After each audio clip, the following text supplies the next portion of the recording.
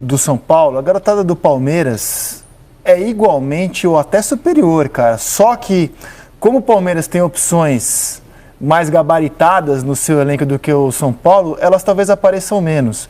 Mas quando você coloca ali lado a lado jogadores formados em Guarulhos, que é onde fica o CT da base do Palmeiras, e os jogadores que hoje se destacam no São Paulo, cara, o Palmeiras tem Danilo, Wesley, Gabriel Veron, Gabriel Menino, que está em baixa, mas já chegou na seleção brasileira. É que a garotada do Palmeiras é muito boa. Eu arrisco dizer que hoje são as duas melhores bases do Brasil. Não só de revelação, mas utilização de jogador. O Fluminense, que revela muito jogador, tem vendido atletas muito precocemente. Palmeiras e São Paulo estão conseguindo formar jogador, usar jogador e vender muito bem. Então, quando eu vejo assim, esse painel, cara, eu acho que a gente está diante das duas melhores formações de jogador hoje no Brasil, cara. Mais sólidas, mais consistentes. Palmeiras e São Paulo. E o Abel deu uma entrevista interessantíssima, né? Que eu acho que a maioria da galera que trabalha com a bola pensa dessa forma, assim. Se você vai contratar um jogador de nome, ele tem que ser diferente. Se ele não for ser diferente, se ele não for exercer nada diferente, você usa a base. E eu acho que é isso. O trabalho de transição dos meninos hoje, André, eu acho que ele está mais elaborado, melhor construído. Vou dar um exemplo pessoal. Eu subi com 18 anos já completados. O Vasco tinha 6 derrotas seguidas. E a gente ia enfrentar aquele Palmeiras de Roberto Carlos, de Rivaldo, Amaral. Sofremos a 7ª derrota seguida nesse jogo. Eu saí escoltado pela polícia. A torcida queria invadir. Eu já saí escoltado na minha estreia com 18 anos. Aterrorizado. Então, assim, eles usavam a base como solução para os problemas de profissionais. E hoje não. O melhor cenário para uma transição ainda é o Palmeiras. São Paulo está num processo legal, mas num trabalho vitorioso, onde o menino não tem que ser solução, onde dá tempo para ele fazer essa transformação. Porque quando tu sobe profissional, as pessoas acham que você está preparado. Você não tá, eu não tinha preparo nenhum, eu pesava 57 quilos. Emocionalmente eu não tinha estrutura nenhuma para aguentar uma pressão daquela. Então, quando você entra no campo, a galera fala assim, não, o profissional tem que estar preparado, não, tem que estar preparado para bater o pênalti, não, tem que estar preparado. Não estava, cara.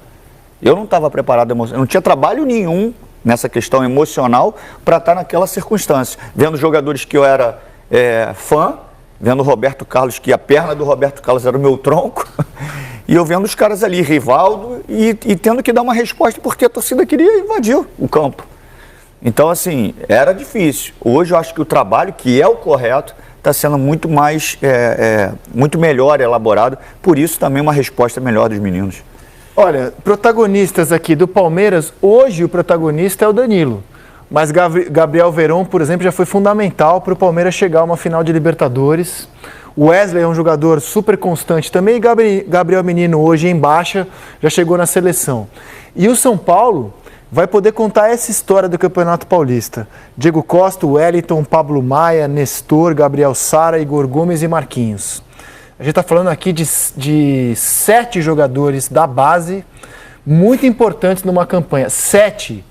Cara, isso é uma coisa... 7 jogadores da base muito importantes. Sendo que 5 titulares, exatamente.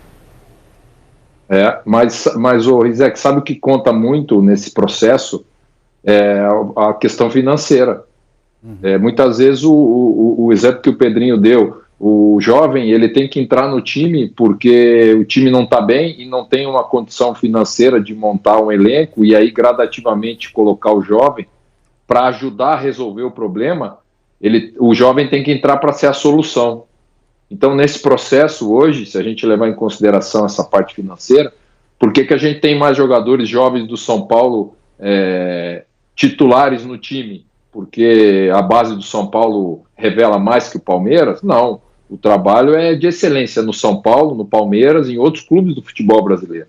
A questão é que no São Paulo, os jogadores hoje têm que resolver pela necessidade, pelo momento, pela condição financeira. Tem jogadores experientes que seguram, por isso que foi contratado o Rafinha, por isso que veio o Jandrei, por isso que tem o Éder, né? São jogadores de experiência. Tem o Miranda, que mesmo que não é titular, mas é um líder de elenco, para dar sustentação para essa molecada. Já no Palmeiras, O Palmeiras consegue contratar, tem o poderio de contratação. E aí vai agregando ao elenco, com esse trabalho, que eu acho que é o correto, gradativamente esse é aquele jogador. E aí você encontra um Danilo. Primeiro você encontrou o Patrick de Paula, que aí teve um momento especial, começou muito bem, menino muito bem, de repente caiu de produtividade, o Patrick foi negociado, o menino hoje está com menos espaço, Verón como uma grande descoberta, muito jovem, que também ainda não ocupou o seu espaço, e aí o Wesley ajuda muito, jogador muito importante, mas que já teve uma experiência fora do Palmeiras,